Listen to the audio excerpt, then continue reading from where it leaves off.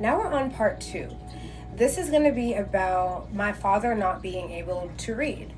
So, in part 1, I let you guys know that my father grew up in Jamaica and he never finished primary school. He dropped out of school when he was in 4th grade in Jamaican education. So he really didn't have much of an education. He really didn't have a stable home growing up. My father had to work young, and that's another reason why he dropped out of school, is because he had to start working. So he always kind of had that mentality of work. And my dad, by the way, is a Capricorn. I didn't mention that in my other video, but that's very important. He's a Capricorn, and he definitely has a lot of that Saturnian energy, because my dad is very strict, very protective, very, it's like by the books with my father. You was not gonna fuck around with my dad, okay? That was just the energy, okay?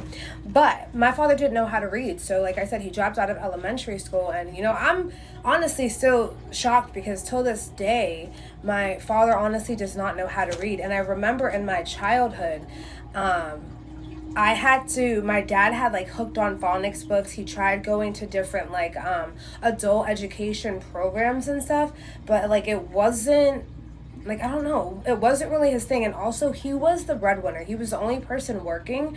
So when he was trying to go to school and having to hold everything down, because he would not let my mother work. That's another thing. My mom was not allowed to work. So my father was the breadwinner. He was in control of like the money, but my mom handled like paying the bills and like handled all the other things behind the scenes, and like saving and doing all that other stuff, and taking care of the home, and then me and my 2 brothers. But yeah, I remember there would be so many times where my dad would like get out the phonics books and like have me help him read. And he would be like, "Can you help me read?" And I would like help him with some of the things. And I remember it was like 1st grade like style, kindergarten style things. It was like writing these things. And I remember like my dad never even really his handwriting wasn't also that good as well growing up. So I did notice that like he wasn't really good with writing, wasn't really good with reading things. He had to have things explained to him. And another thing is like my dad had a very short temper and would get angry really, really, really quick. So I remember like a lot of the times like either him getting angry or he was already angry. There was be times like my parents would have so many arguments growing up, which I'll talk about in other videos, like having sleepless nights because my parents would be arguing all night. So either way, if my parents were arguing before that, and then all of a sudden my mom was like, "I'm not showing you how to read, I'm not in the mood to teach you," I remember hearing stuff like that.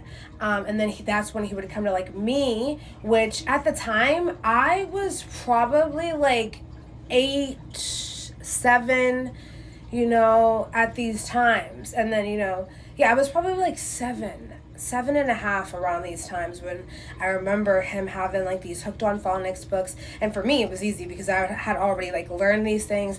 And honestly, as a kid, I was always very intelligent. I was very self-aware. I was able to pick up on things. I was able to read pretty young. I was able to walk pretty young. My mom told me I was 8 months when I learned how to walk. So I was already coming in with the energy of like, I got this.